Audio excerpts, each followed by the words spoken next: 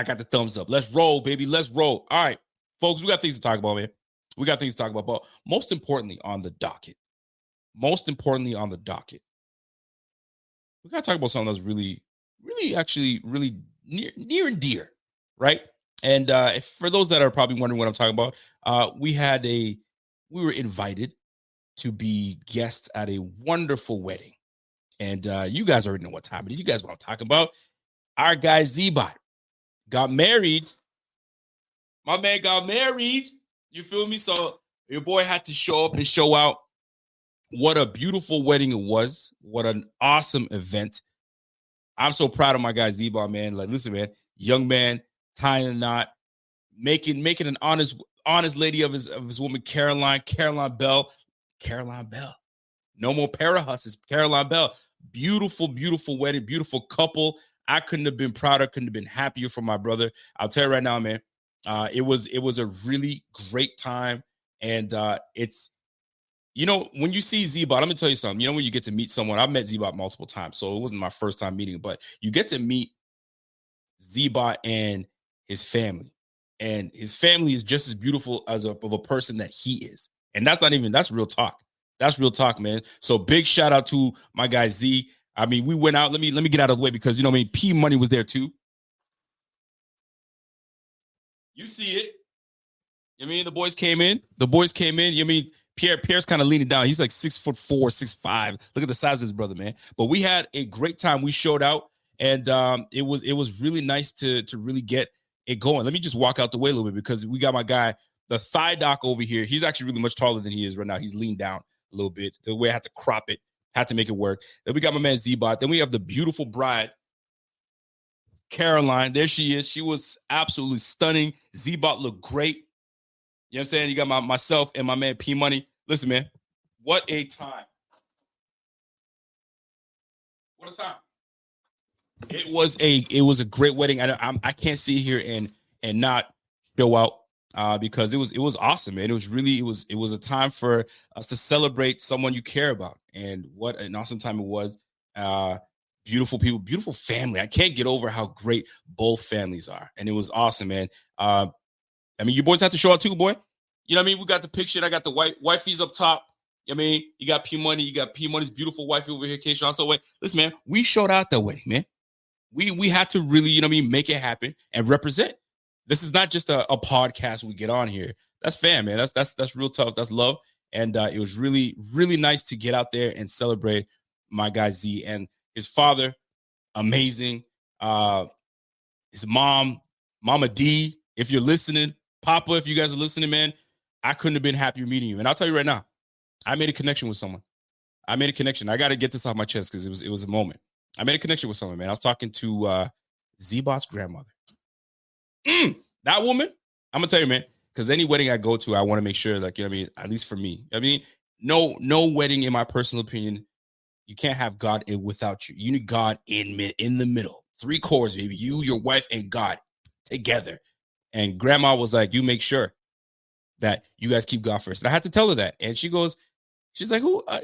You're one of Z-Bot's friends? Like, yeah, I'm the one that does a podcast with him. She's like, you are? Listen, hugged, had a chat. Love it. That whole family is beautiful. Anyway, I want to get that out the way because it was a beautiful moment, man. That's why you don't have Z-Bot. Z-Bot wasn't here on Monday because he had to, you know, he's on the honeymoon with his lady. So he's got time to, you know, I mean, get acquainted, get nice and acquainted. And it was an awesome moment. Great venue. I ate. The food was fantastic. Wifey, she had quite a bit to sip on. She had a good time. She had a damn good time. But overall, man, what a wonderful moment. Wonderful moment. Wonderful people. It was great. So you guys make sure that you show some love to Z-Bot when he gets back, because now he's a new man now. He's a married man now. He's going to be showing off his ring. Now, every time he talks, he's going to be like, there's the ring. Let me just show off that ring a little bit. You know how they are. You know how they are. So we'll see how it goes, man. But big shout out to my guy Z-Bot. I gotta give some love, man. That's my guy, man. I love that dude. Really do. That's you tend to appreciate someone more when you start to see how they are with their family, truly are. And that's a tight-knit family. It's a beautiful family altogether. Awesome.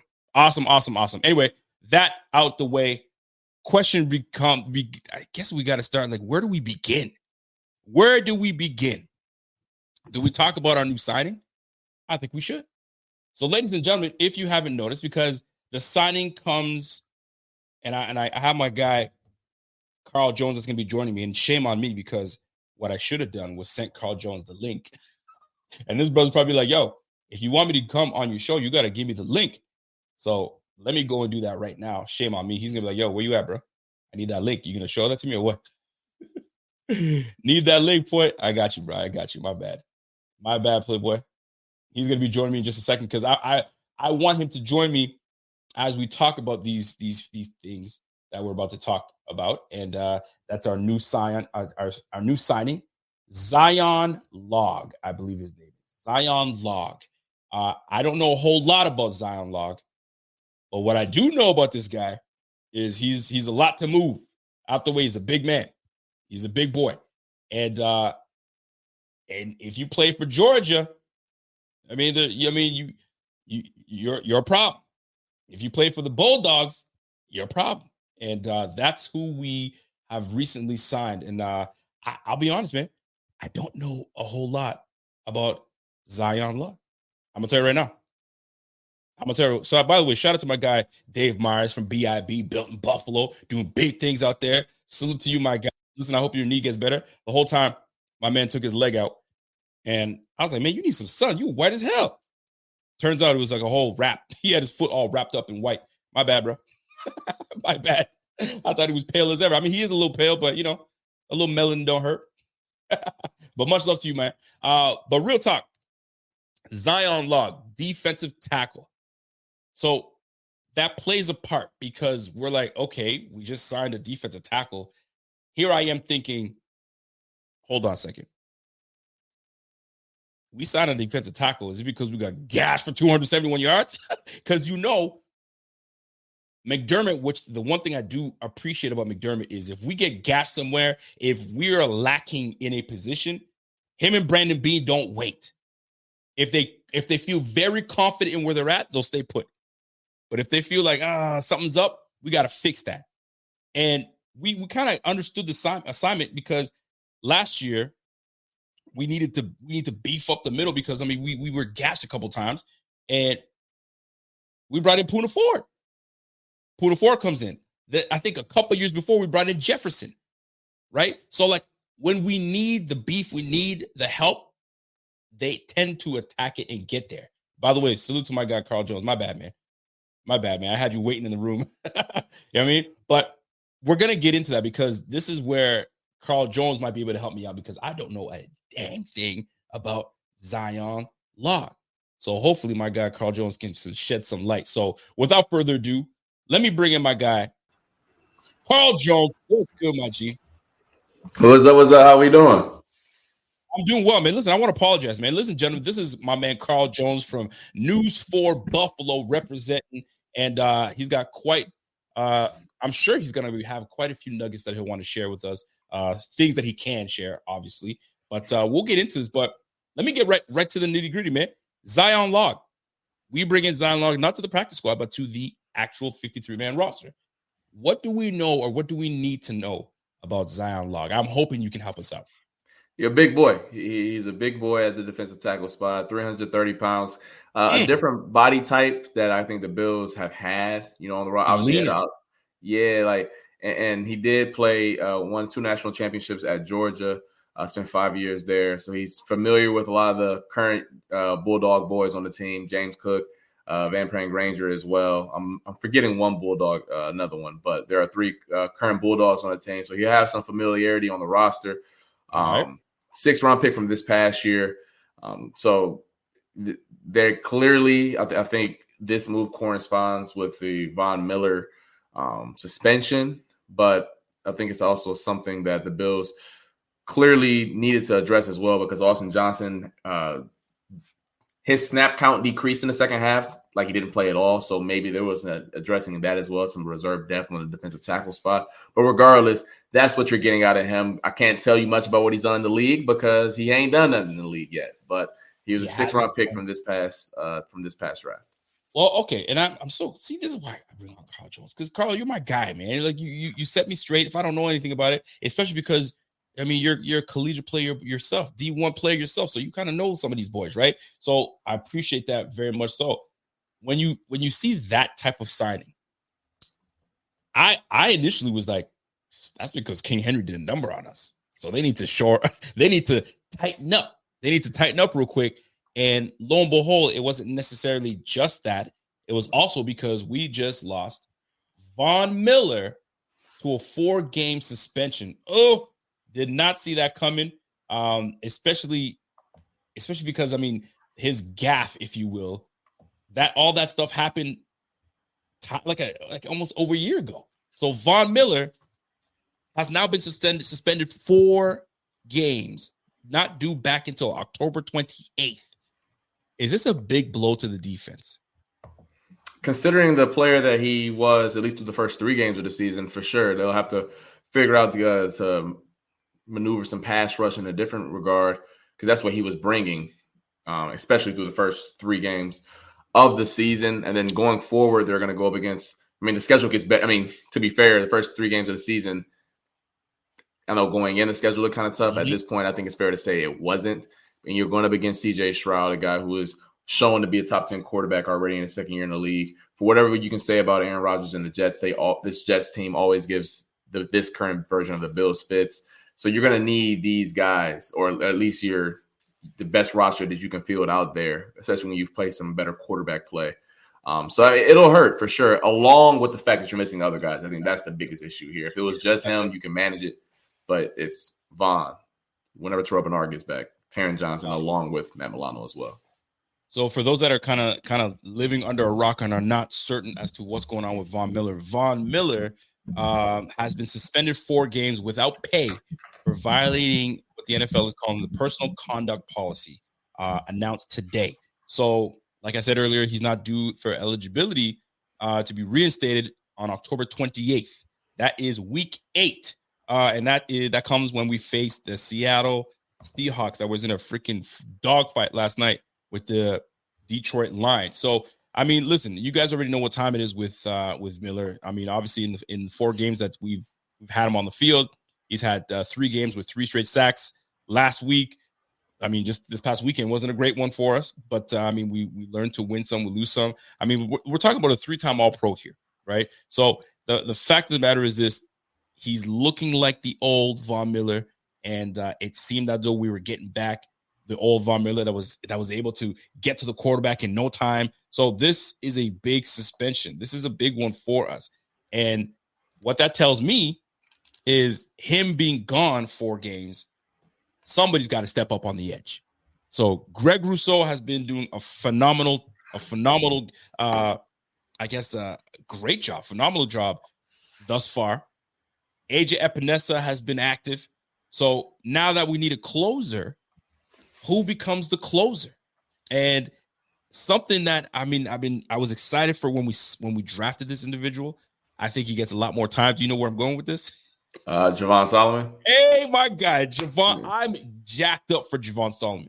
Javon Solomon's already got a sack this year. I think a sack and a half this year. So and a strip sack, excuse me. So I'm jacked up for Javon Solomon and what he brings to the table. I mean, you're talking about a player that's got, in his 4 years of college ball, I think he's got like 40 sacks, something of that nature. He had like 10 sacks a year. He's racking them things up. So he is accustomed to getting after the quarterback. So the little time that he's had time to spend with Von Miller, AJ Epinesa, Greg Rousseau, this is your number. Your number's called. So this is your time to shine. What say you about Javon Solomon and the potential he's got, and the big opportunity that's coming his way? Yeah, I think that he has a great opportunity in front of him. And based off what we've seen this year, there's been some reserves on the Bills that have stepped up when their number has been called. Balin Spector through the first 2 weeks, obviously. Dorian Williams, Cam Lewis, Jamarcus Ingram. So This isn't like some foreign territory that this defense has had to deal with.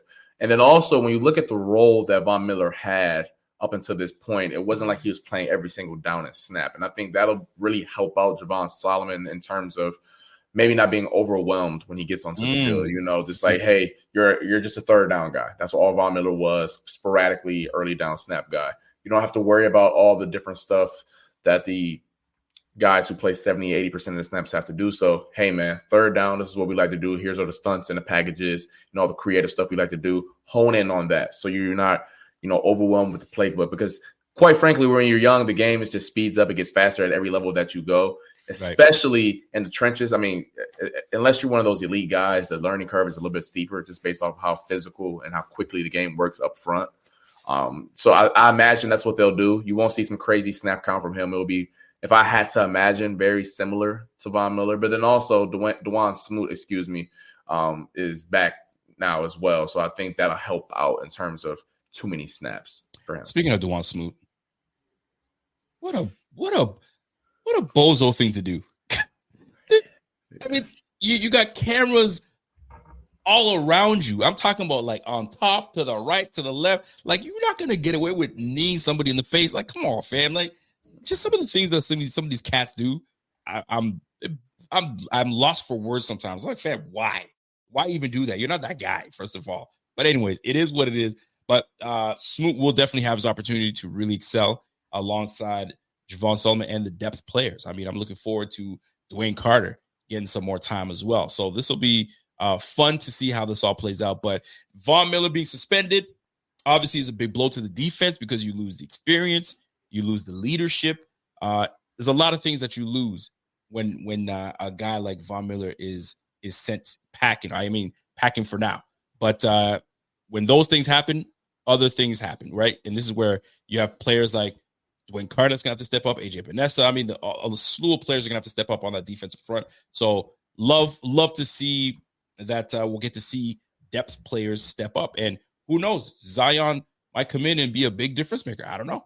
I mean, it's quite too soon to say those things, but we got a big boy coming into the trenches. So I wonder if that plays a part. Do you think that plays a part in, I guess, what the Ravens were able to do to us when they just absolutely just gashed us? I mean, we'll talk more into that Ravens-Bills game, but I wonder if that has a lot to play with it. So we'll see how it all shakes out at the end. So Von Miller gone, Zion log in, and this is where young pieces like Javon Solomon will have to step up. Dwayne Carter will have to step up. So something to look forward to. Here's something else to look forward to, potentially. News around the league. I don't know if you've seen this before. Have you heard the news? So if you haven't heard the news, folks, Davante Adams is available for trade. How did this all materialize? Well, it materialized by Coach Antonio Pierce straight up calling him out without using names. He said, some players made business decisions. The organization is going to have to make business decisions as well. And we're like, oh, shoot, who is he referring to? Who is he talking about? Well, it only took a week for us to reveal who the heck he's talking about, and it was Davante Adams. It's clear because that's a big piece. That's a frustrated player, right? You go from joining the Raiders to be with your best buddy, and they ship his bum out of here, and now you're sitting here catching passes by Gordon Minshew and Aiden O'Connell, not the two quarterbacks that you thought that would be able to get you guys over the hump. Now, allegedly, the Raiders were in line to draft Jaden Daniels. Wouldn't that have been a big piece for them? But that's not the way the game works. I mean, you got to jump up there and make a trade for it. If you can't, too bad, so sad. So here it is, folks. Davante Adams having a conversation with. I've told my wife this already, but the also fine Kay Adams. That girl's fine. I don't know. I don't care what anybody wants to tell me. She look good now. So here comes Mr. Davante Adams and that conversation that I was having with Kay Adams earlier, I think today. So check this out. So this big story happens where they think your coach or your coach did, I actually don't know, likes this post about you getting traded. When you heard of that, I guess my first question is, how soon did you hear from coach? Yeah, I haven't heard from him. I haven't talked to him. So I don't know. I don't really know exactly what that was about. Obviously I got, social media is a beast. So it's a lot of people out there that saw it and, wondering what's going on and people reaching out. And yeah, I haven't spoke to him. Well, I'm surprised by that. I would think that's okay. Well, I would think you work together every day. So if that, I would say, Right. oh, shoot, I accidentally hit that. I unliked it. Now it's this huge story. Is that just kind of like what the dynamic is? That's not something that you want to hear from him? Honestly, it's hard to comment on. Okay, she's struggling to find the words. She's trying to figure it out. Like, yo, I mean, how do you do this to Davante? Like, I mean, what's coach saying? Like, how is he not talking to you? What I felt that she was trying to say is like, yo, Antonio Pierce seems like he's a straight shooter. So, like, why not just straight up tell you instead of you letting it fester the way it's festering online over everybody? I mean, that's what I took from it, but we'll let this play off and then we can kind of dive into this. I'm sure you would imagine as such, but it's one of those situations where I just keep my head down and keep doing my thing, and let the chips fall where they may, as it pertains to that. But I haven't. There's been no communication with anybody from the team since that became a thing. But it's kind of just like the weekly "What's up with Tay" thing. It's always some sort of drama. But at the end of the day, 1-7 doesn't create any of it. So people can say what they want, but I'm just chilling, trying to be the model for not stirring the pot and just locking in and doing what I got to do. And there you have it. Not stirring the pot and doing what we got to do. So, all right, man, let's talk about it, man. Is there what are your thoughts first and foremost when you talk about when you see a situation like this come to, I guess, to the forefront? And Davante Adams is no slouch. Davante Adams is obviously a name that everybody knows.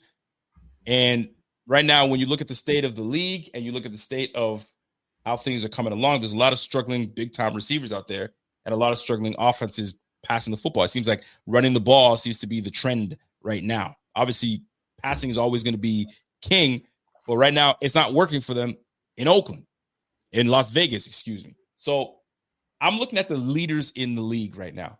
And Nico Collins leads the league right now with 489 yards receiving, right? Justin Jefferson is number 5 on that list with 358. And I'm looking at the next statistic, and that's number 23, 230 yards for Khalil Shakir. The next Bill on that list, I got to scroll he's not even the top 50. So Khalil Shakir is clearly the top boy on the squad. Now that you hear that Davante Adams is available, I mean, we always talk about cap this and we don't have the money for that, but teams that don't have money always find ways to make things happen. Like this offseason, the Chiefs didn't have a whole lot of money, didn't make a lot of moves. And now you hear, don't let the Chiefs get Davante Adams. Can the Bills find a way to make room for Davante? Can they? Would they? Does it make sense? Do we stick with the whole, no, everybody's got to eat, man. We went away from a number one receiver. We're not trying to do that anymore. Let's just work with what we got. Khalil Shakir is enough. But yet, you got people talking and saying, yo, you could use a Davante Adams. And it's not just us fans talking about it. National media is saying, hey, man, don't sleep on the Bills doing it. So if you're looking at the Bills roster, you're looking at the Bills output, what they've been able to do on the field, and really looking at the personnel, are we good with what we have, or should the Bills make a run for Davante Adams?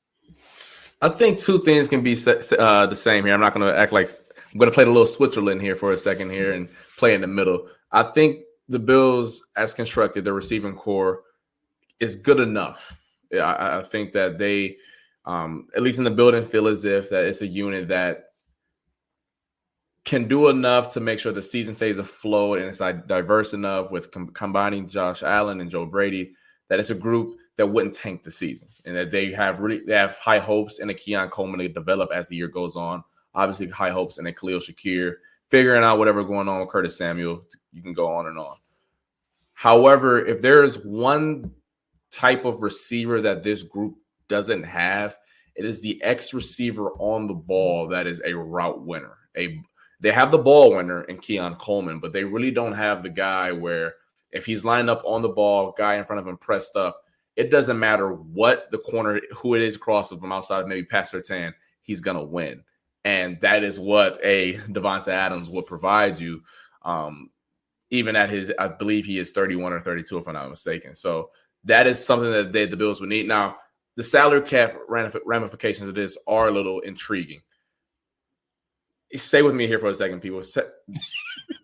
Davante Adams' current base right now is $16 million. The Bills have 3.2 in cap space. Now, obviously, teams can figure out ways to make that work. The one issue that the Bills have, they don't have any big contracts. Like the highest in terms of base salary on their roster right now is Tyler Bass, 2.8. Crazy? Yes. So it's not like, for example, if you already zeroed out Josh Allen's contract, like they did that a few weeks ago. So if they had the $3 million and Josh Allen still had his base of like $45 million, well, boom, you zero out Josh Allen's contract, push his money into the future, even further into the future.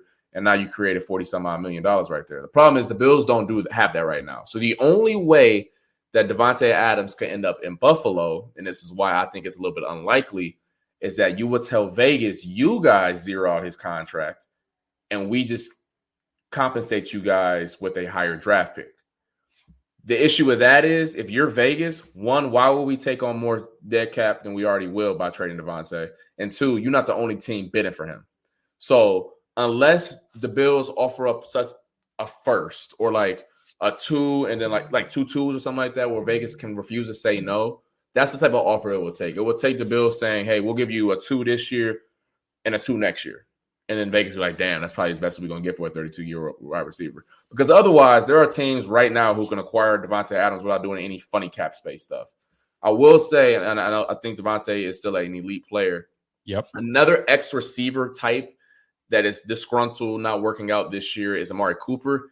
His contract has already been zeroed out. The Browns did this when they tried to get Brandon Ayuk. $900,000. So you can slide him in even with the little cap space the Bills got. Don't know if they would want to do that because he's on the last year of his deal. And you know how the Bills work, how they finagle stuff when the player gets on the wrong side of 30. But I think that one is a little bit more realistic than Davante Adams. Here's the deal. Davante is an elite receiver, Yes. right? I think we both agree. I think he's top 5 for sure. He's in my top 5 for sure. That's for damn sure. Yeah. All right. I'm looking at what we have on the squad. I haven't heard a damn peep from MVS. Not a peep. Not even a look. All right. I mean, they don't even look this guy's way.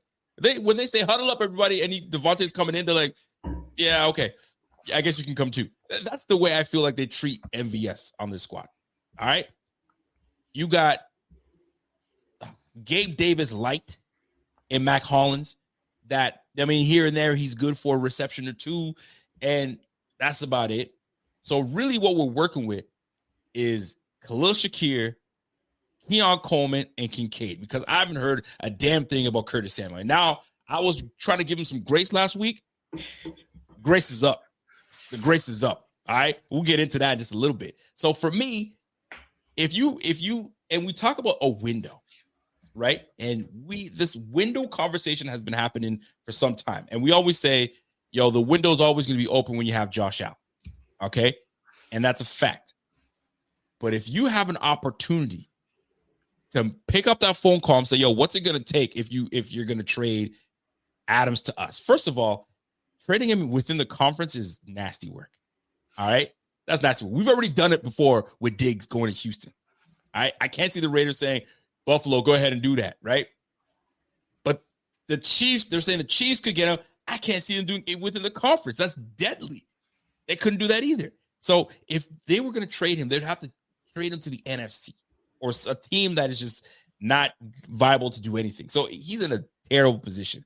But just the thought of Davante Adams and Josh Allen together on the same field, and I get it. Everybody eats. We try to move away from having a number 1 receiver. Damn all that. At the end of the day, you need an X. At the end of the day, you need an X. And if you don't have an X, you better have an elite tight end that you're using. Last time I checked, we toying around with Kincaid. Yo, get this brother involved heavily or find your X. Now, Is it too soon for me to saying this? Or 4 weeks into the season, I feel like it's too early, but it's really not. Because just last week we were talking about Cincinnati needs to win this, so their season's done. Jacksonville's season already done. Jacksonville's done. We're 4 weeks into the season. They're done. So it's never too early. But here's the biggest reason that I say a Davante Adams would be great for the Bills. Regular season, we tend to do well always. But regular season is not my issue. My issue is when we get to the playoffs. Because when we did have an ex-receiver, he disappeared. He was nowhere to be. APB put out for Stephon Diggs. We couldn't find that brother, man. L'Jarius Sneed had a lockdown. You bring in Davante Adams, I think that'd be very different. I think now you have to respect a Khalil Shakir way more. You got to respect Kincaid way more. And you have to respect Keon Coleman.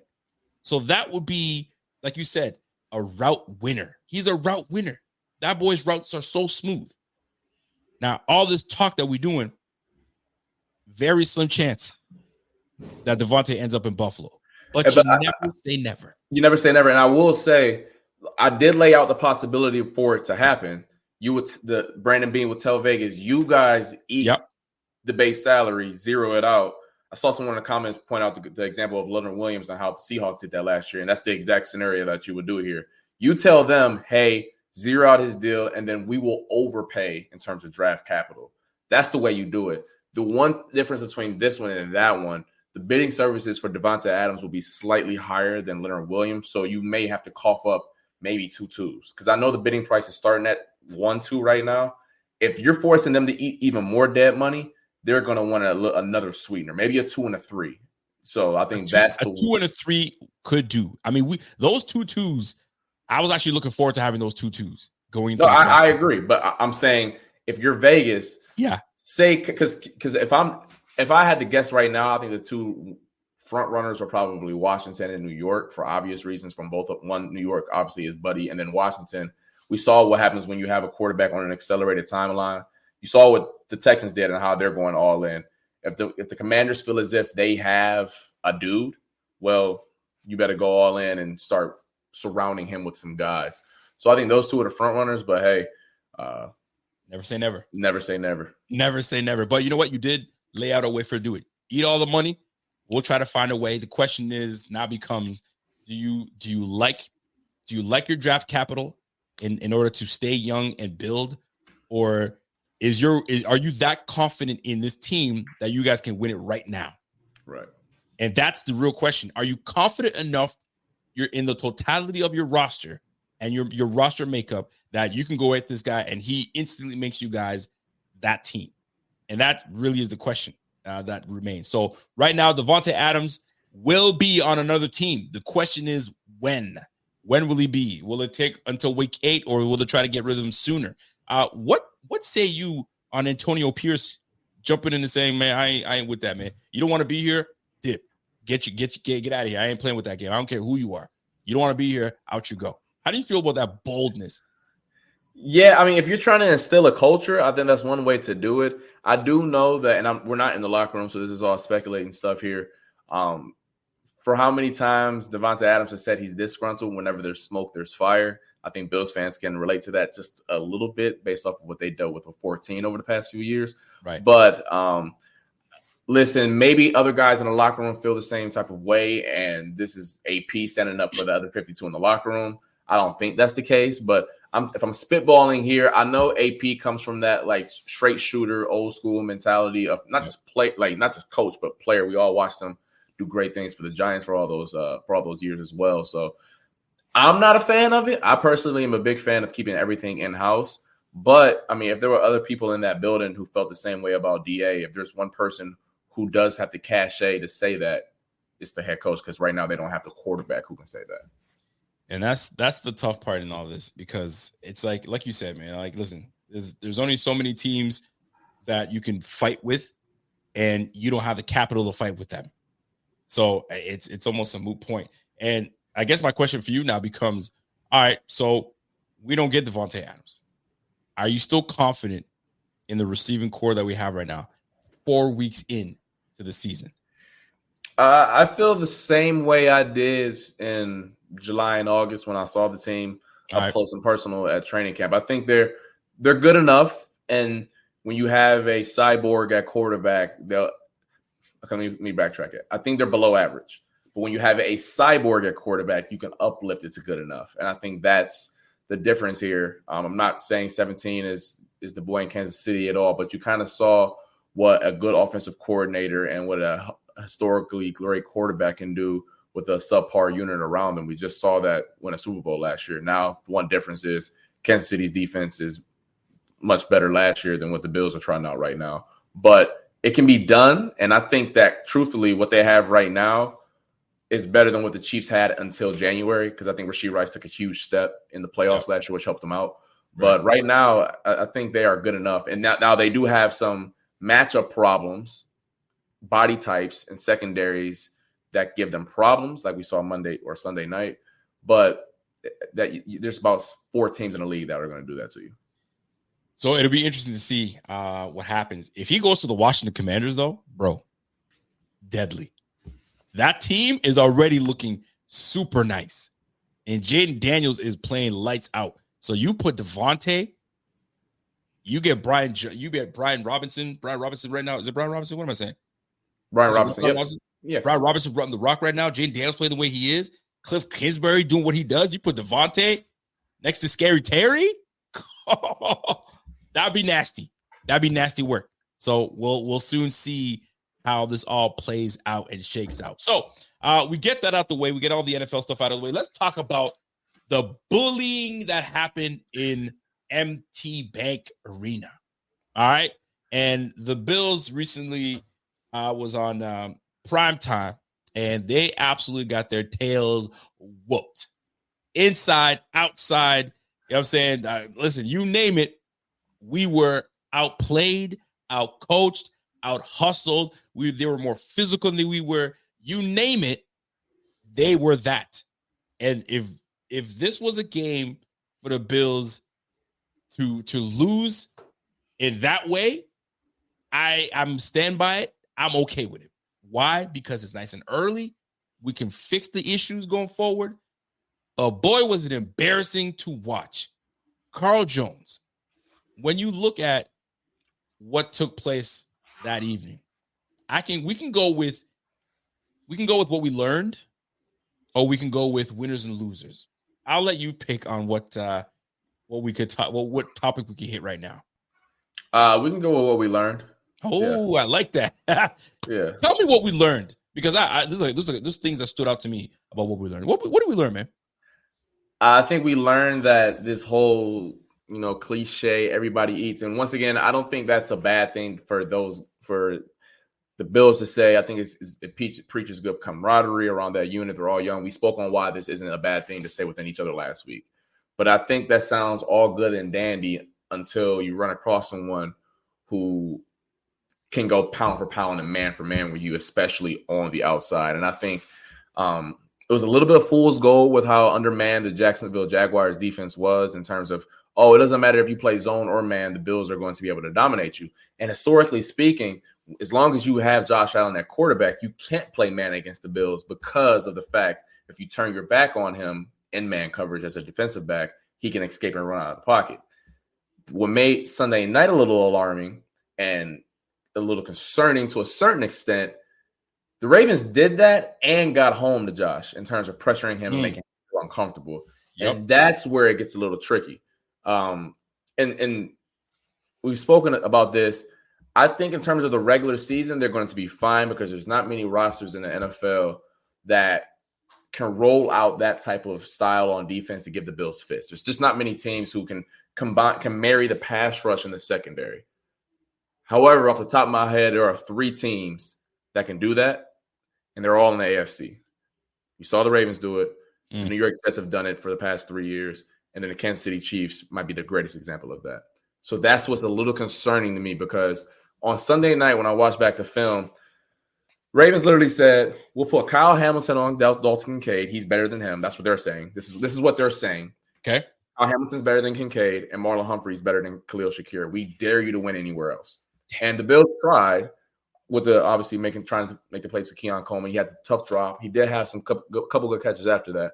But you see the Baltimore Ravens, they literally said that we dare you to have Matt Collins beat Nate Wiggins. We dare MVS to beat Brandon Stevens or Keon Coleman or Dawson Knox. We dare you to do that. And while we try and get boys on the outside, we're going to have Travis Jones, our, I believe, second-round pick at defensive tackle called Problems.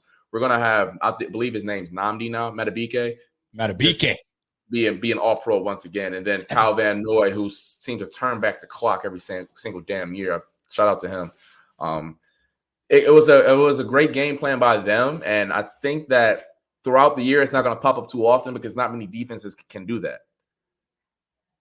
But as I've talked to you about, I tend to look at the future with this type of stuff. And the postseason, that's where the Bills are going to be judged on. And I think that is the one thing that I want to see them. I mean, they're going to get the same test in 2 weeks. I think the Houston defense is good, but it doesn't present the answers to the problem that the Bills have right now on offense. I love that you mentioned that. I dare you. I love that you said that because that's exactly what they did. I dare you. I dare you to trot out Keon Coleman. I dare you. I dare you to think Khalil Shakir is going to be better than my guy. Oh, by the way, Connor McGovern and them boys, I dare them to try to block me up. And they called our bluff. They said, I dare you. Let me see if you can try to do it. And Joe Brady wasn't able to find the mismatch. That is my problem. But to me, the mismatch, in my opinion, would have been trying to exploit the middle of that field. And I don't feel like we did that enough. We didn't expose. To me, you know where we would have got him? James Cook should have been, if you're going to dare with Kyle Hamilton, I'll take James Cook over Roquan any day. However, Roquan lit up James Cook in the middle of that field. Boy, did he lit him up. He lit that boy up. He said, no, thank you. Not today, boy. But they just had our number. They absolutely had our number. And I'm glad that you brought that up. Here's what I learned. It was very clear. It's very apparent. My favorite NBA player of all time is Kobe Bryant. That's my guy. Love Kobe Bryant. He had tears when that brother passed away. That's my guy.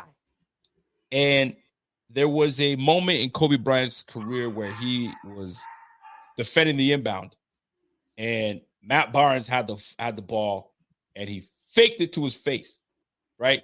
And Kobe didn't even flinch, right? And I don't know if there was this moment or it was another moment, but another Kobe moment where he was calling somebody soft.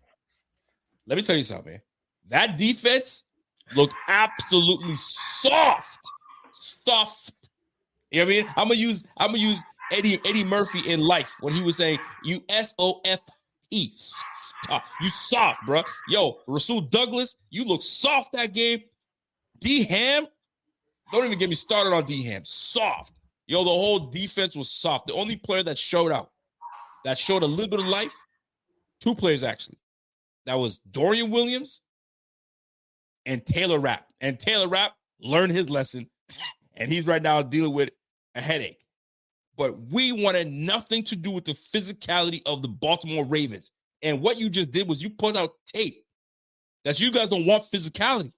They're going to look at these guys. These guys don't want to tackle. Guess what? We're going to run the mother effing rock and dare them to stop us. Fam, not everybody has King Henry. Not everybody has King Henry, but they're going to test you. They're going to test us. And until you stop us being physical with you and punch you in your mouth, that's exactly what it's going to be. That's what I learned. I learned we were soft, and nobody wanted to step up and be that guy to say, you know what? Damn all of this, man. I'm not scared of this squad. And nobody did it for us. And it showed by the score. It showed how we got run 271 yards rushing on us. How disgusting. So that's what I learned.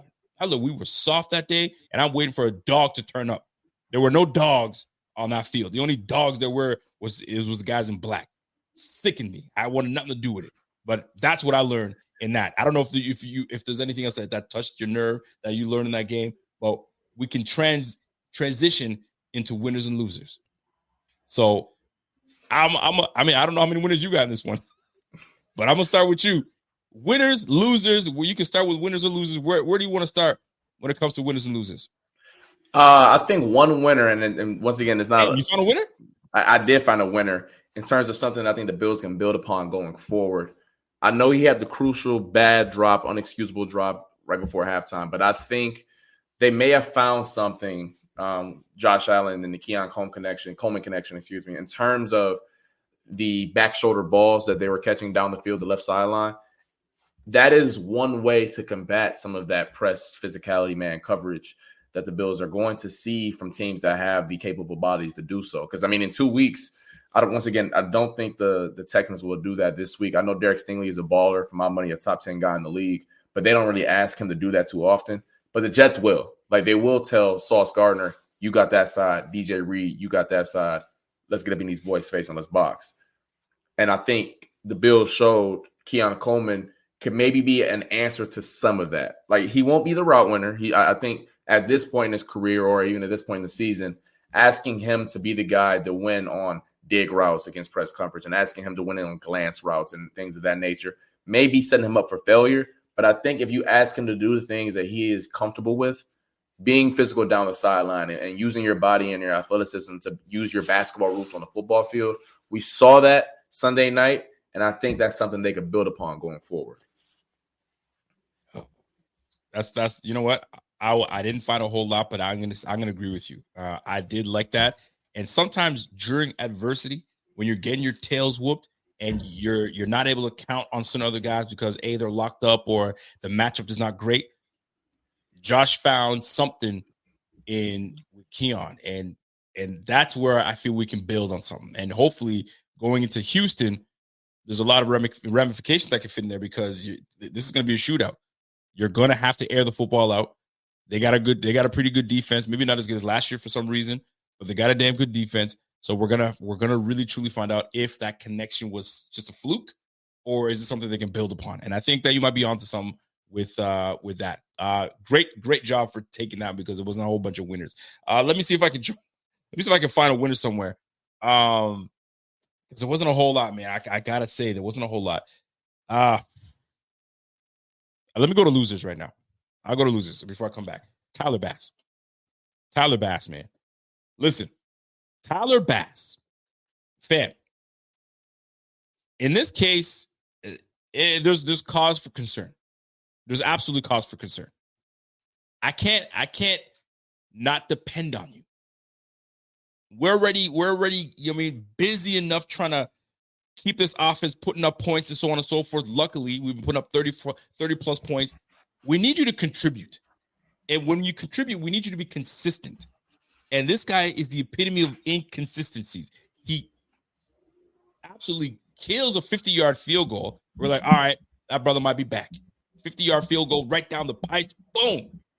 And then when we need you to keep the score somewhat relatively close. Buffalo Fanatics, what's going on? This is Pierre the Kingpin, and I wanted to talk to you today about Cigars International, which is the ultimate destination for premium homemade cigars. Known as the industry leader, Cigars International offers the largest selection, unbeatable prices, and a customer service experience that's second to none. Whether you're new to cigars or a seasoned vet, Cigars International makes enjoying cigars easy, approachable, and fun. Cigars International is the go-to retailer for all things cigars, with the biggest selection of premium homemade cigars available anywhere. Cigars International offers unbeatable deals and discounts, making it easy to stock up on your favorite or try something new without breaking the bank. With fast free shipping and their 100% satisfaction guarantee, you can shop with confidence knowing that Cigars International stands behind every order. They have good relationship with vendors that helps provide great low prices.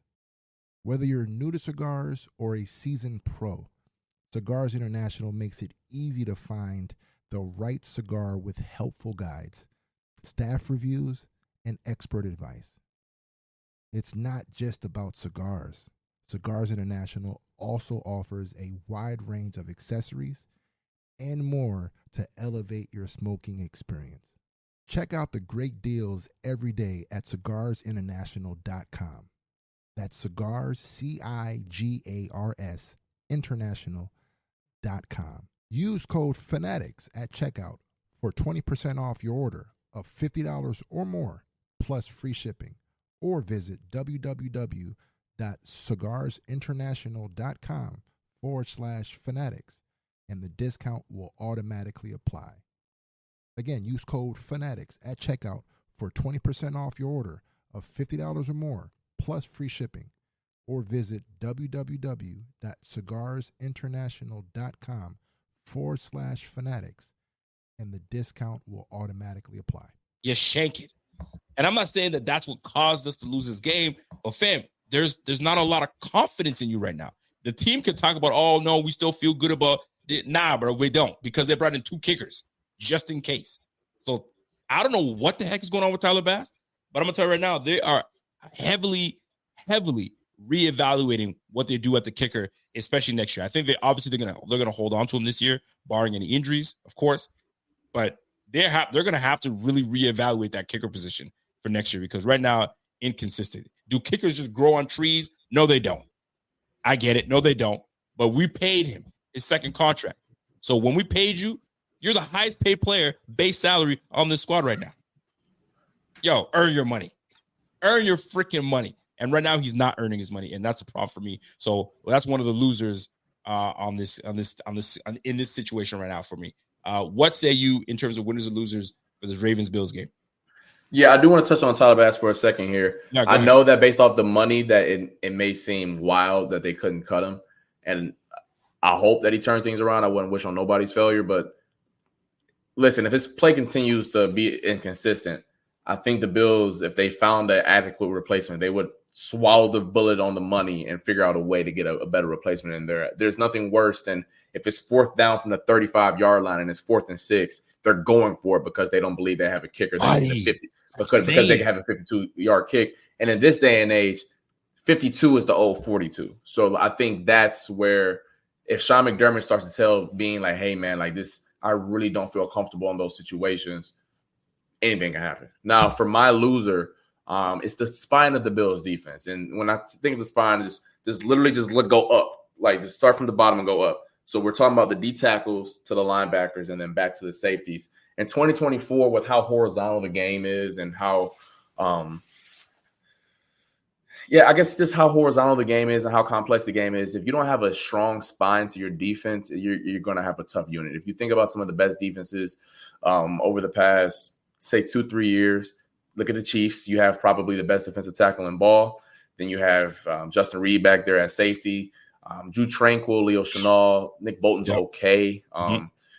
So that their spine is good, along with Trent McDuffie when he's in the nickel as well. We can talk about the Ravens, who probably have the best spine.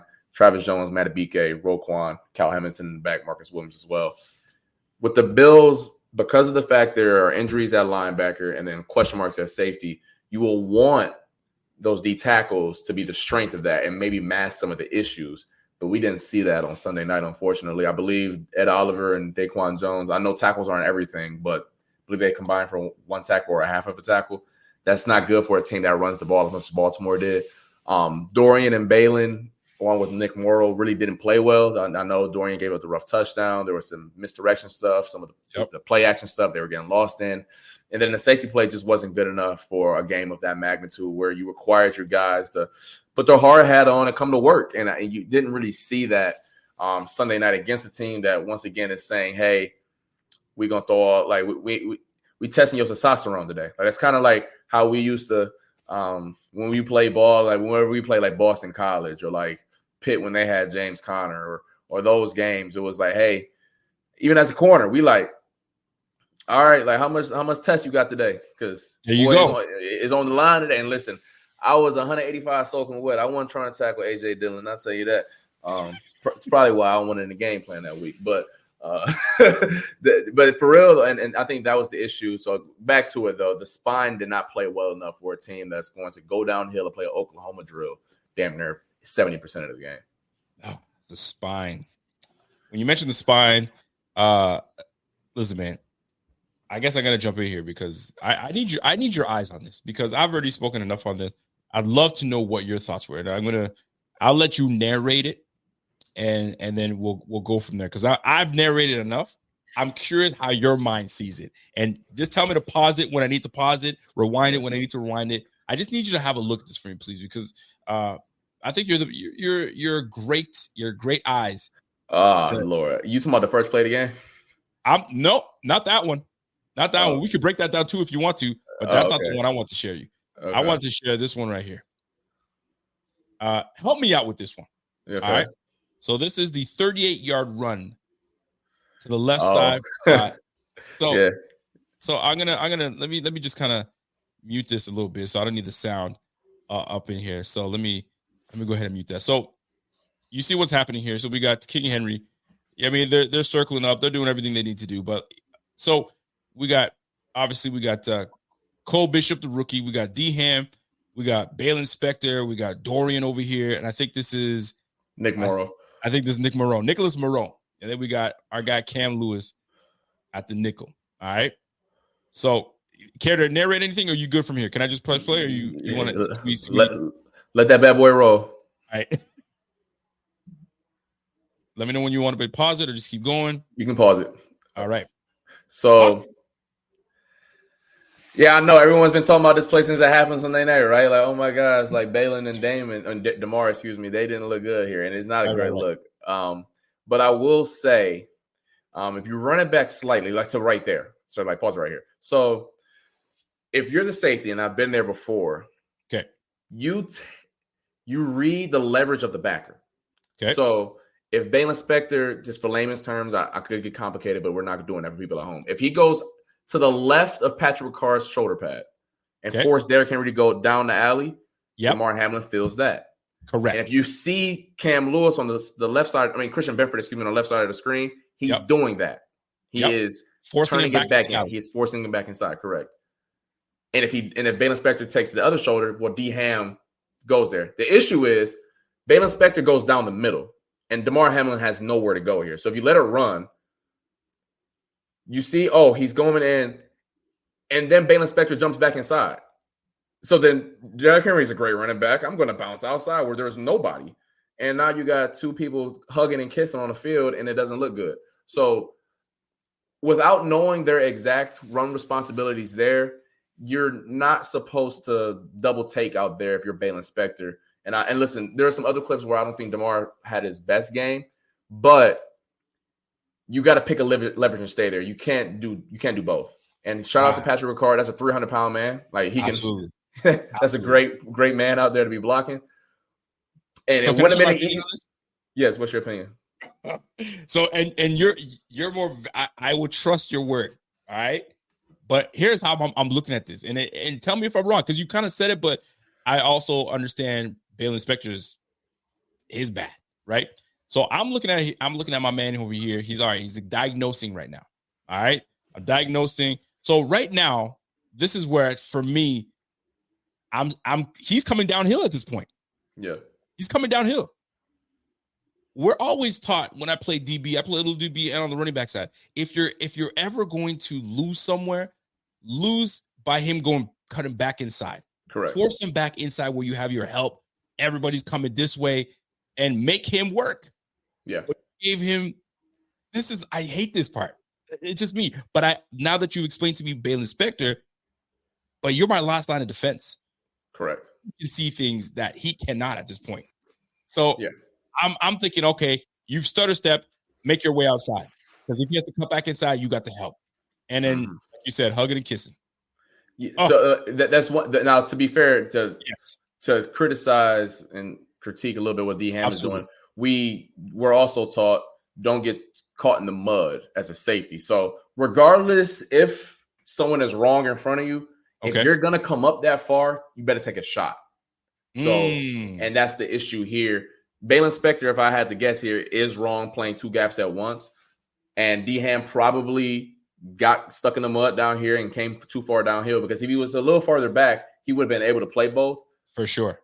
But he got stuck in the mud a little here. But if you're going to be up here, you just got to take a shot and go. And I think got to commit. You got to take a shot. And I think that's that's why that play looks worse. That hurt me. That hurt me. And I'll tell you, maybe I'm being probably too harsh. I'm probably being way too harsh. But I saw that. I was like, yo, I'm done. I'm done. Yo, number 3. You know what I mean? Yeah. Yo, take that to the sideline, because if you don't want to be a dog, we'll get a real bulldog onto the squad. And Lewis Cine is sitting here on the squad just saying, "Oh man, call my name. I'm ready to go up there." There's the other Bulldog you were talking about. Call my name. I'm ready to go up there, boy. I'm ready to go up there. Now, Mike Edwards might have an opportunity. I'm waiting to see how this all plays out. If this all shakes out, will Mike Edwards be inactive yet again? I mean, he probably won't be because now Taylor Rapp is going to be out, likely. So we'll probably see Mike Edwards. We'll see a lot of the split. I'll be interested in seeing the split. But anyway, I don't want to nitpick because it sounds like I'm nitpicking. And we're 3-1, and I'm very thrilled that we're 3-1 because a lot of teams probably didn't see us going 3-1. To be honest, but we're 3-1. So it's not like I'm hating on this. I'm not, but I'm also seeing what I see. And if I'm gonna look at all the safeties around the league, I bet you he is safety 40. And I don't know if I'm exaggerating when I say that. He ain't safety number 32, that's for sure. Who, DeMar Hamlin? DeMar Hamlin. Yeah, I wouldn't say he is either. No. I just don't. I don't think he's starting material. And right now, that's what we're trotting out. And we don't have a choice. And this is where we're at. So I had to bring that up in terms of winners and losers. Let me go one more winners and losers. I don't know if I like what I'm seeing from the right side of the O-line. And I'm not talking about Spencer Brown. I'm referring to Cyborg. I'm referring to Osiris Torrance. I've been paying attention a lot more to Osiris Torrance because I've seen people say, yo, this guy's not great. He's not been doing well. His PFF grade has not been great. And I try not to put too much weight into PFF, but I also enjoy PFF because these guys that do that, they're doing a job and something's got to be right if they're evaluating someone that not being great. I have not seen this guy have a positive grade this year yet. And then I was like, let me pay attention to Cyborg. Fam, not great. I need to investigate even more, but not great. I don't know if anybody in the chat has been paying attention to Cyborg, but I'm not sure about Cyborg. Do you have any opinion on that, or is that more something you got to watch film on?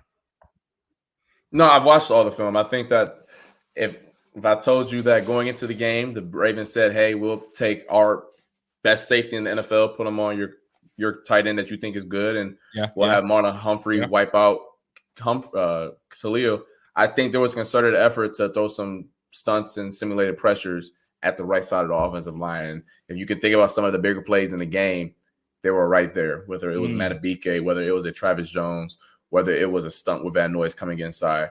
I think they made a concerted effort to attack that part of the Bills' offensive line for whatever reason, whether they don't think he communicates well in passing off those stunts, whether they just don't think he's a good player, don't know. But you did realize a lot of what the Ravens were doing was we're going right at that A, B, C gap, and we're saying do something about it. Oh man, isn't that the worst? Isn't that the most? Is that the most disrespectful you can be? Is I'm gonna do it and I'm gonna keep doing it, and you ain't gonna do anything about it. Yeah. I played against Lamar Jackson in college. I know exactly what the hell that looked like. Yeah, I know. Excuse my friends. I know exactly what the hell that looks like and feels like. Bro, I'm gonna run at you, and there's nothing you can do about it. I will even give you a lane to try to tackle me, and it's not gonna happen. I mean, I'm talking about Lamar. Lamar is special. I love Lamar. So, but man, I'm looking at that right side of the O-line, more specifically Cyborg, and I'm having some questions. Torrance, I don't know, man. He's looking suspect to me. And I know he was heavily touted coming out of college, and we felt that we got a steal. And maybe there's a reason that, I mean, he was supposed to be a first rounder, and he dropped out of the first round. So we shall soon see. Maybe, I mean, it's second year player. I know they talk about second year slump, sophomore slump, if you will. So I don't want to cast judgment just yet, but from what I saw this game, boy, did they say, I'm eating your lunch, I'm taking it, and I want you to bring your lunch for me tomorrow because I'm going to take that again. So that's what it felt like to me. So winners and losers, Cyrus Torrance to me. I got one more for you, and that's I think we could both agree on this. Flea flicker from Joe Brady. When you initially saw the flea flicker, all right, and you're looking at the formation at first, what stood out to you at first? Were you like, okay, Josh Allen to the outside? Like what initially was going through your mind when you saw that? The hell is Josh Allen doing lined up at receiver? That's what I was thinking. Like when I saw it, I was like, okay, the hell is Josh doing over there? And this isn't hindsight. Like, truly it isn't. But if you're the the Ravens here, and having played DB here, whenever you get the funky formation and the quarterback's in front of you, there needs to be something to draw your attention somewhere else. Mm-hmm. And if I'm that corner up top, I believe that's Brandon Stevens up there. Why should I leave this receiver in front of me and go to Josh? Like, what the hell will make me go up there? Like, Right. truthfully, and this is talking about the play, not necessarily Josh Allen being out wide. It's just the play. Right. What will make me do that? And unfortunately, I've been around offensive coordinators. We all have been around coaches who they see something in practice and maybe it didn't work well, but for whatever reason, they are not hard-headed, but they really believe in what they got. They think it's going to work in the game no matter what. I genuinely don't know how that worked in practice. I seriously don't. I seriously don't. So that play, and I respect Joe Brady for taking accountability for that. I think that goes a long way, not just Absolutely. with the public. I think it goes a long way in the locker room as well. And he's going to learn. He's a young coach. I mean, I think we all forget that at times. He's going to bump his head just like anyone else. I mean, Andy Reid bumps his head all the time, and he's one of the best minds of all time. So it wasn't a great play call. He knows that he owned up to it. I just think that if you're going to put Josh Allen out there, y'all better be using Curtis Samuel like at least 3 other times as a Wildcat quarterback, because if the first time y'all put Josh Allen out there and y'all throwing the ball, that ain't fooling nobody. Like that's where it kind of threw me off. And that's where thank you for saying that, because I'm sitting here going, all right, if we're a Wildcat running team and that's part of our DNA, all right, then Wildcat again. Okay, watch out, everybody. But you don't do that all year. Right. And then you want to pull it at this time, at this part of the junction of the game, and you think that we're going to fall for it. And you're not playing the Arizona Cardinals here. You're playing the Baltimore Ravens, a well-coached team with some veteran guys on the squad. Are you kidding me? But even then, I've seen the play out, and you let it all fall through. Nobody was open. No. That was a play that you pretty much were going to get Josh to throw it out of bounds. A wasted play. Now, here's my beef. My beef, in which ties into the winners and losers. Curtis Samuel. Now, I've been taught whenever I played on the offensive side of the ball, if that play looks like it's broken, hold on to it. Right. Hold on to the football. We'll live another down. Curtis Samuel knew he was doomed from the start because of a missed block by Deion Dawkins. Bro, you see that guy missed the block, don't toss that. And toss it. I mean, it's history now, which brings me to winners and losers. Curtis Samuel. Right now, he's not winning. He's not winning on the field. He's not winning with the opportunities, and he's talented enough, but there's just something is missing. And I don't know what it is, but right now, Curtis Samuel getting paid. He's the most expensive receiver on our squad right now at $8 million a year. And we are not getting the production that we need to get. And either Joe Brady can't seem to find a way to get through to him, which I don't understand why, because you brought him here because you have the chemistry with him. You think there would be something for Curtis Samuel. I see the effort, but there's just not enough. Yo, you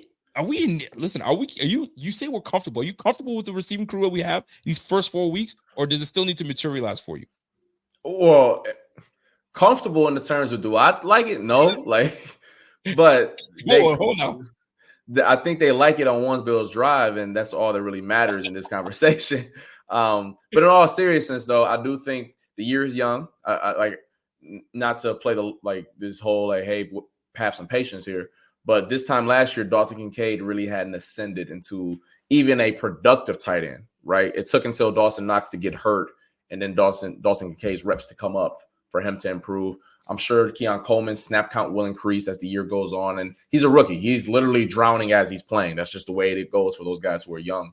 Not everyone is going to be Malik Neighbors or Marvin Harrison. They got him in the second round for a reason. Right. I think he's going to improve. I just do wonder, with the teams that have an ace, maybe 2 aces. You need it in 2 aces in secondary. So the Chiefs have a McDuffie. They have a Justin Reed. Jalen Watson, 7th round pick. My boy was out there looking like one of them one-on-ones again. Oh, hell, the Chiefs got another one. What the fuck? Excuse me. What the F? Yeah. I get you. So those are my concerns. And I get it. That's scary because you're going to play the Jets, the Ravens, and the Chiefs in the playoffs. But throughout the regular season, I just don't see many teams who have the horsepower to do that. And that's why I get it. Scary right now, and the Bills are playing for January and February. They're not playing to be darlings of the regular season. But get back to me the second time they play the Jets. How does that unit look? I bet, because I mean, there's some secondaries coming our way that they'll look at our receiving core and say, I don't fear nobody on this list. Yes. I don't see nobody that I'm supposed to be scared of. I'm supposed to be scared of Keon Coleman? No, I'm good. I'm supposed to be scared of MVS? We already know his story. I'm supposed to be scared of Mac Hollins? All right, you can walk barefoot all you want. I ain't scared of you. You know what I mean? So, like, the guy that I'm really supposed to be scared of, and I know Walter's going to love this, and I got to give some grief to it, is I got to give grief to Joe Brady. I got to give grief to Josh, and I got to give grief to Kincaid. Y'all three got to make something work where if you don't have to have an X receiver, but have a feature guy, right? Yes. And correct. if I'm going to feature somebody to really move my sticks for me, I got to have somebody in the passing that I can trust, that I can say, I can depend on you. And if you have to feature him a little bit more than the others, then so be it. Everybody can still eat, but you got to feature him a little more because you have James Cook in the backfield. That will help you out. But Kincaid, bro, you're in your second year, my guy. I need to see more from Kincaid. And that's not on him because he's not the one throwing the rock. He ain't the one calling plays. So Joe Brady, find a way. If you can find a way to find that bullshit-ass trick play in your bag, I'm going to call him Joe Tricks, JT. You know what I mean? Joe Tricks, if you can go into your bag and try to find that BS, you can find something for my guy Kincaid to really start to expose these defenses in the middle. Because if they're going to start playing a lot of zones like this, let that brother sit in the middle and do work. But right now it's not happening. And the Ravens absolutely took our lunch money, and it was embarrassing to watch, but it was a humbling experience for these boys. So it is what it is. So listen, man, last but not least, man, before I let you get out of here, and there wasn't a whole lot of good, right? We do the good, the bad, the ugly. I'll just give me, actually, we kind of pretty much touched on it, so I'm not going to make you go back there. So I'm going to just leave it at this. If you were going to take away anything from this matchup, one thing that stood out to you and you're like, you know what, at least there's this and we can look forward to that. What stood out to you that we can build upon? Because it's all about building. We can't sit in here and doom and gloom because we lost. What do you feel that we could build upon that you saw something great in this game, or something that kind of somewhat molded and got out there? Is there anything that stood out to you that say, you know what, we can build off of that. We could really do some big things, especially with the Texans coming in. We have to go to Texans. I got two things that they need, they can build upon, and then I got one thing where I think I like it. You need to sound the red alarm. That's right. I'm gonna give you a solo shot for this one. For sure. One thing I think they can build upon is the connection, like I spoke about with Keon Coleman. I think that is something that he showed in that second half with press coverage and that type defense, that the tight man coverage that the Ravens were playing, against Brandon Stevens. He was able to not necessarily separate, but he was able to make a play. And that's what the Bills are clients that want to need. And it's a necessity at this point going forward with the type of defenses that maybe they may get the rest of the year. Secondly, they were able to run the ball. They just got away from it maybe a little too early. And I know the game script dictated that to a certain extent, but they were able to run the ball, especially up against a Ravens front seven that I believe was the best in football coming to that. So I think that was important. I imagine Joe Brady, he's learning like the rest of us, like everyone. I think he, going back on it, maybe got away from it a little too early based off of the game script, and have a little bit more trust in his front five and James Cook to move the ball on the ground going forward.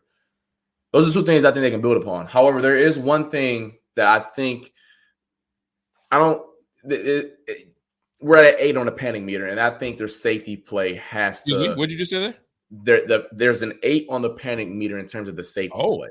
Okay. And the reason why I say that, I think that when you play up against these teams who have equal talent, have a coaching staff that can go bar for yours, if not a little better, you're going to need your dudes to be dudes, or you're going to need everyone to at least be a net neutral. And I don't know if they're getting net neutral play out of that position group whenever they go up against your Cincinnati Bengals. And I know they're struggling right now, but offensively, that's not the problem. Like, offensively, they're just as good as anyone in the league right now. I don't know if you're getting net neutral play out of them against the Bengals, the Chiefs, when they're healthy. You definitely didn't get it against Baltimore. And that's the issue here, because do we care about what they do against the worst teams in the league, or are we talking about these teams when they play in the playoffs against some of the best teams in football? And I just don't know, because we all hear about how the Bills play so much zone coverage and too high coverage. That protects your safeties. Just think about it just simply for a second. On a football field, if you have two safeties up here all the time, that is less space that they have to cover. It's not as hard of an assignment as opposed to if it's like this. If your safety has to go all the way here to here, 53 and a third grades of blast is hard to cover. Sure. 26 is not as hard, especially if you're just keeping everything in front of you. And against Baltimore, because of the fact that they were running the ball down their throats, it went like this. And now you're asking these safeties to play a little bit more ground. And I don't know. And at that point, scheme goes out the picture. Are you a dude? And I just don't know if they're getting that right now. Cole Bishop can maybe become that. I know he missed a ton of the training camp, and that's behind the 8 ball in that regard, so he's a little green. But I am genuinely concerned about that unit, especially when it's Andy Reid on the other side and he can dial up as many mismatches as he wants. You saw what the Ravens did. I mean, if you're Joe Burrow, you're looking at that secondary, you're going, yeah, them boys back there. And I think that no matter, like, your scheme can protect you if the offense in front of you is inferior. But it's a whole different ball game when that boy across from you is like that too. And I'm not just talking about X's and O's. I'm talking about the coaches on the sideline too. They got eyes like us as well. So I think they need to figure out a way to figure that unit out. Whether that, and the one reason I am concerned though, Mike Edwards has been inactive. Usually players who are inactive aren't the solutions to your problems. So that's why I'm a little concerned. Obviously, Taylor Rapp's concussion. Hopefully, it's nothing long term. But that's all I'm gonna say on that room. I got you. Laura had something to say. She said, "Yo, Carl flexing. You look swole, Carl. You lifted." Hey man, listen. I'll throw the helmet on real time. You feel me? I'll throw it on I'm kidding. I'm washed, y'all. I'm washed. I like that, yo. My girl Laura's like, oh, what we got there, boy. But let me add to your takeaways, because I have some takeaways too. And you alluded to it earlier when you said something about the spine. And bro, we got exposed because we don't have them ones like you talk about right now, because there was a still shot, a very damning still shot when you saw Milano, Bernard, Taron Johnson on the sideline. You got 2 all-pro players and a very up-and-coming player on the sideline. So then when you're like, if you guys are here, who the hell's up? Oh, yeah, Balen Spector, Dorian Williams, Cam Lewis, and that's not to throw shade. It's not at all throwing shade. But like you said, when you have to match up against, you know what I mean, guys that are dogs, net neutral, bro, we're in the negative. Because like we're now, if you don't have what it takes physically and skill-wise, then you got to bring it with heart. And I didn't see any heart on the field this past Sunday. And if I'm tripping, y'all let me know. I saw no heart. The heart, yo, they took the out of this goes way back. I mean, you got to be old enough to remember this, but I think it was Indiana Jones when that man punched through that dude's chest and grabbed that boy's heart. When Derrick Henry took that 87-yard run, that's exactly what happened, man. He went through it, popped that heart out, and grabbed it out of our chest, Indiana Jones style. And we were never able to, recalibrate and get back in the game, because we were just doing some dumb stuff, and even affected our offensive coordinator and defensive coordinator. We just couldn't do it. But what stood up to me the most is that we just don't have the dogs on the field right now. Balen Spector, I respect him. I think he's a great depth player, but he ain't starter material in the NFL. In the NFL to start and to dog out, although I like him, he had some moments, but like, nah, fam. Like when you're going up against Derrick Henry and you're going up against Lamar Jackson, you got to step your game up. You really do. So, and they didn't really need to air the ball out because we were rung all over us. 271 yards rushing, bro. They got to us, man. So there was lack of heart. And what stood out though is just we don't have we're dealing with depth players right now. We're dealing with backup players at the safety position. We're dealing with backup players at the linebacker position. And right now, poor defensive fronts trying to do all they can, but these guys are letting us down. You got to hold it down on the back end in order for me to do what I do on the front end. And we just got totally beat. So that's the one thing that stood out to me. What I'm adding to your takeaways. And lastly, for me, is it's just that we just gotta be physical, because I mean we just weren't physical enough. And if we're going to play in this game, we're gonna play in this league, we're gonna be in these games, you gotta be physical, because nothing worse than when you saw a running back coming your way and you saw him curdle a little, he dipped his shoulder a little too soon, and he closed his eyes. You're like, I got him. When those running backs close their eyes, it's over with. Or receivers coming over the middle and you see him do this, you know you got him. So now you just go, oh, defense, we got him, right? It's no different than you playing kickball. If you ever played kickball back in the day, where you know, this person can't hit. Everybody move up. We don't respect them. And that's exactly what the Ravens did. As soon as they punched us in the mouth, it was over with. So that's the couple things that stood out to me. And boy, we got some things to shake up and change once we take on the Texans next week. So that's it for the Ravens, man. I mean, just give me a couple takes that you got for the Texans, because I'm not going to see you until next week. But Texans, anything stand out to you? You still watching film on the Texans? I got 3 minutes for you because I got to run. I actually got another hit I got to do. But Do what you gotta do. I got a couple things for you. One, CJ Stroud is good. Nico Collins is a legitimate top 5, playing like a top 5 receiver in the game right now. Has the most receiving yards in the league. Yep. One thing, if you guys want to have some solace about, the running game is not nearly as good as Baltimore, what you'll see last week. Now they probably will get Joe Mixon back this week based off all the reports we're getting out of Houston. Don't know if he's going to be the sole fix for what's going on in Houston right now. The one issue that they have, and I think it may play into the Bills' hands to a certain extent, they're the most penalized team in football right now. They'll move the ball up and down the field, and then they'll just get a holding penalty. And now it's third and 13. Gotcha.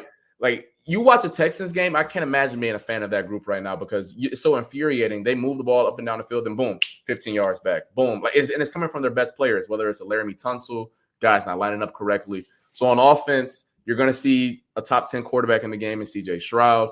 Nico Collins is that boy. You're going to say, hey, we don't know if Tank Dell's going to come back either, so that'll be cool to see. And then obviously the elephant in the room, 14 versus the Bills again. That's going to be something fun to watch. And then on the other side of the ball, they got some dudes. I think that Daniil Hunter is a dude. You'll see him on the edge.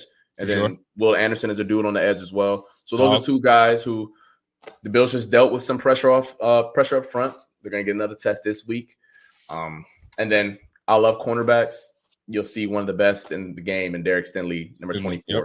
So that's what you're going to get out of the Texans. They're not playing great right now, but as any given week, I mean, the Ravens look like pass defense, look trash coming up until Sunday night. And then they look like, I don't know, the 1980s. They look like the Legion of Boom last night. They look good. So they look good. That's what I got. Listen, man, I appreciate your time. I know I went a little over my time today. I appreciate you anyways, always. We're hopefully we can do this next week again. And ladies and gentlemen, if you have not followed my guy, Carl Jones, go ahead and follow him at Jones11_. He is with News 4 Buffalo, and we'll definitely keep in touch, my brother. Thank you, man. You have a good one. Yes, sir. That's my guy, Carl Jones, always repping. If you guys appreciate the banter that I have with Carl, because it kind of gives you a little bit of nuance. He gives you a little bit of something different because, A, he's played at the collegiate level. He's played against a lot of these players that you see right now on your TV screen. So he's got a little bit of insight. Not a little bit. He's got some great insight on what we can expect from some of these players. And I mean, he gets it. He's played. He gets the mix. He gets the gist of it. By the way, Ravens for Life. I wanted to appreciate. I mean, Ravens for Life is always in the chat. I appreciate him always. And he says, Mixon ran all over this defense. It was much better last time he played Buffalo, and the weapons, Dell, Collins, and Diggs. Bills are getting smoked again. We'll see, man. Any given Sunday. I mean, you can never really say that we're gonna get smoked. You just never know. I mean, you guys. I don't know who you guys play next week, but you guys might go into next week and just shit the bed. We've seen that from the Ravens prior to. Now that you guys have found yourself a rhythm, you found yourself, an identity, y'all can actually, do some work. But right now, the Ravens, that was a very convincing win. You've fooled a lot of people. I'm not sold yet by the Ravens. I'm really not sold yet. They're still a good team, don't get me wrong. But y'all got to do it again. Because I I'm not going to sit here and buy it. I've seen the games you've lost. I know who Lamar is. I love Lamar, but we'll see how it all shakes out. And you guys got the Bengals next. So we will soon see how that all plays out. It's a division game, so you guys needed this. And this is the big thing, right? Here's another takeaway.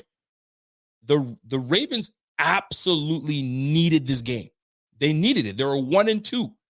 If they lost this game, their backs would have been against the wall. This was a must-win for the Ravens. And the fact that it was a home game played extremely well for them, and they needed this win. So they had a little more juice going into this game. And that's the beauty of football, man. When your back's against the wall, just ask the Bills. When we were 6-6 last year, at one point, we just said, yo, our backs are against the wall. We got to start putting wins together. Boom, we start going on a rip. We start doing what we need to do. So it's just what it is. That's the beauty of sports. That is the beauty of sports. You guys needed to win that game, and you did. You guys did a damn good job. You got to give it to the Ravens, man. They did exactly what they needed to do. They executed. They did everything that needed to be done, and it showed.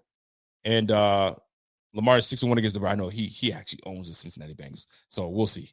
I mean, I'm just saying that we'll see if he can duplicate what he was able to do against the Bills. But don't get me wrong now. You have the Cincinnati Bengals that their backs are against the wall as well. So they need to win this game against you guys. So this might be a little tougher than you guys anticipate. So we'll see. We'll see. I mean, you guys found your identity, so you guys should be able to kind of come in and handle business, but any given Sunday. But good win for the Ravens, man. Real good win for the Ravens. You got to give it to them. You got to give them to them. By the way, big shout out to my guy Signified Knows. I did not miss your super chat from earlier. It gives me a chance to read them now. Signified Knows comes in and says, yo, in regards to talking about Davante Adams' availability, his trade availability, he's asked to be traded. And Signified Knows says, yo, they don't need a receiver they can't afford. He's talking about the Bills. They need a defense since our D-line played like it's a playoff game against the Chiefs. They disappeared. I mean, it's not just the D-line that disappeared, man. The whole defense disappeared. We couldn't tackle. So not that we couldn't tackle. We didn't want to tackle. We sat there and just let these guys bring the beef to our front door. And we weren't able to fight back. We just couldn't fight back. And it just wasn't enough. There was a point that we had our momentum, and then our offensive coordinator decided to call some BS play, and that set us behind. They score off our turnover, and that was a wrap. It was over with. Just imagine if we were able to get 7 off that drive. That becomes a 21-17 game. Now the ball game changes. Now your play card, your play sheet changes. You have to be very selective on how you can play. You call your play, and it's got to be right. Now, when you're up 28-10, bro, what run play am I going to run right now? Because that's exactly what I'm going to do. I'm going to kill this clock and run the game and run the ball. And that's exactly what they did. And their time of possession was clear as day. It showed. And sometimes that's just the way it is, man. That's just the way it is. So until we can better ourselves in that regard, it's going to continue. So we got to be better. We absolutely have to be better. Here's another one from Signified Knows. It says, I think if we run it back, even with our banged up defense, we can win. I think getting thoroughly outcoached was a bigger factor than our health. It was compounded, man. It was compounded by everything. We were outcoached. We were outplayed. They were more physical than we were. They had more heart than we did. Their backs were against the wall. There was a whole lot of things that were on their side right from the jump that we just weren't able to counter. We didn't have enough to counter it. And when we did, we'd shoot ourselves in the foot. That's what it came down to. And really, at the end of the day, they made more plays than we did. That's what it comes down to. They executed. We did not execute. Simple as that. It really is as simple as that. But if this team is going to do anything good is that's us getting better on third downs. I don't know if you guys have seen the statistics. I mean, we went 3 for 13 on third downs this last past game. And right now on the year, just let me look this up real quick. On the year, right now, when it comes to us converting on third downs, we're not very good. I'm going to tell you that right now. We are not very good. Right now, third down conversions, folks, we are 15 for 42. We are converting on a 35% rate. So 3.5 times out of 10, we're getting our first. Dude, that's not going to cut it. That's not going to cut it, man. Like we were hovering around that 50% mark last year. Now we're at 35%. That's a big deal. That is a big deal. But then you look at us on fourth down, we're 6 for 6, which really pains me when we have an opportunity to go for it on 4th and 1 on our second stint. McDermott's like, nah, we good. We're going to punt it. What? Bro, you got Josh Allen back there. We are flawless when it comes to short yardage. Go for it. Nah, we're going to punt it. I mean, there was a myriad of coaching blips that we had in this game, in this past game. And I'm hoping that we learn from it.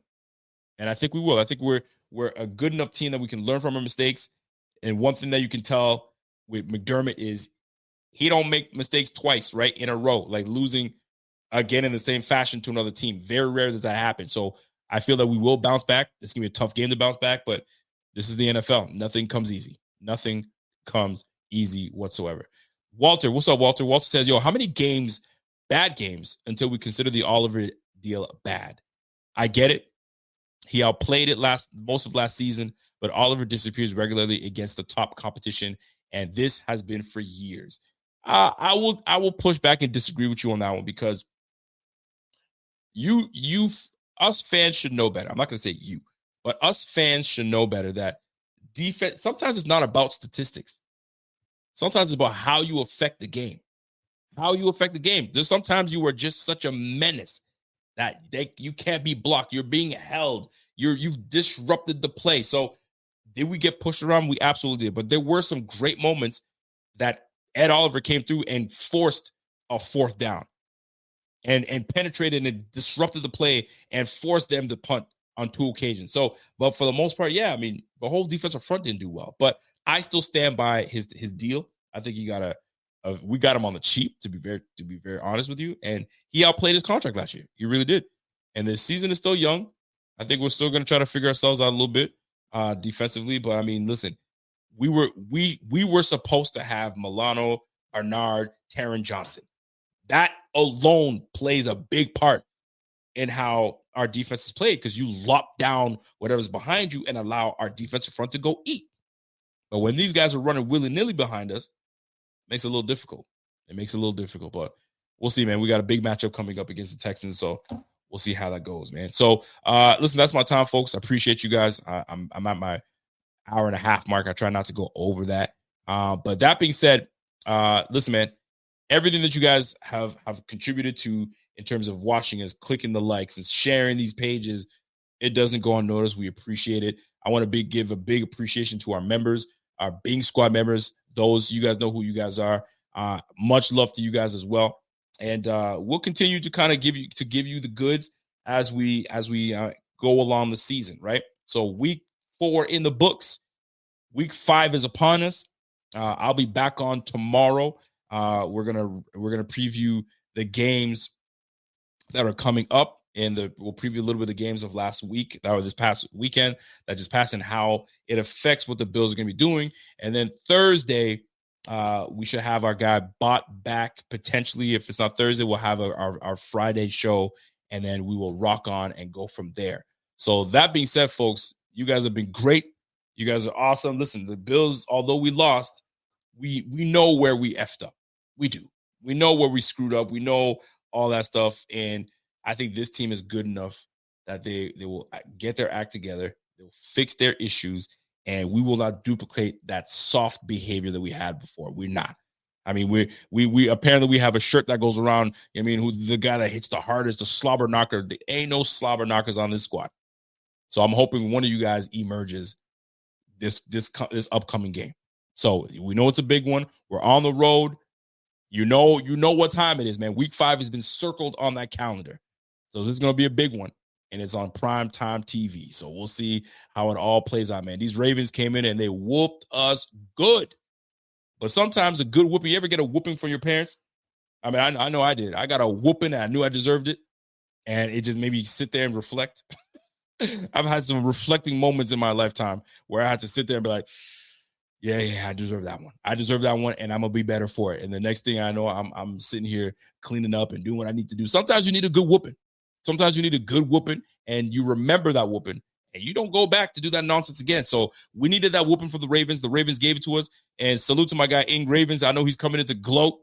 I know he's coming in to you know what I mean, put it on us, but we deserved it, man. Much love to my guy. It was a crazy game Sunday. It was crazy for y'all, not for us. We learned a lesson now. We learned a lesson. We learned that we aren't as tough as we thought we were, and we also learned that our depth we can't cut it. So we got to get healthy. But all in all, man, y'all put it on us, man. Defensively, you didn't give us no time. You gave us no time to get settled in the back end. Josh was running for his life. The Matabuke was a problem. Owe was a problem. Like, yo, the whole squad was doing it. And listen, man, Hamilton, dog. Certified dog, man. Nate Wiggins, dog. Certified dog, man. So y'all put a great game plan together, and we just could not recover after you smacked us in the mouth on an 87-yard touchdown. I'm going to tell you right now, if that 87-yard touchdown doesn't happen, I think we it's a tighter game. But that one got us woozy. We had stars around our head, and we just never recovered. We never recovered. And that was the big blow. And yo, listen, the identity you guys found, keep it. Keep that identity, because that's what's going to get you guys in the playoffs, man. And yo, my man Lamar Jackson was chilling. He didn't have to do anything, man. And it was a bad game. It was a bad game for us, man. It was a bad game, man. Much love to you, man. I listen. We'll do this again. We'll see you in the playoffs. It's gonna be a different game then. It'll be a different game then. I'm hoping. We didn't even get a chance to do our video together, man. But next time, brother. Next time. So, folks, I appreciate you guys very, very much. You guys already know what time it is. Yo, Walter knows it, man. He snatched our soul. He snatched our soul, man. He got an infinity stone. He took it and he took that shit from us, man. He was over with and done with. Anyway, that's it for me. Appreciate everybody. That's my time. Yeah. Much love to you guys. And it's the Rico Report, just the Buffalo Fanatics, man. And if you guys have not followed, like that, smash that, all that good stuff, go ahead and do that. And if you guys have not followed me on Bleacher Report, go ahead and find me and follow me on Bleacher Report. That's where I do a lot of my other work when it's not on the Buffalo Fanatics. All right? So that being said, you guys have a fantastic evening. We'll see you guys tomorrow, and then we'll see you back on Friday. So until next time, it's your boy Rico. It's the Buffalo Fanatics. It's the Rico Report. We'll catch you guys again another time. Peace.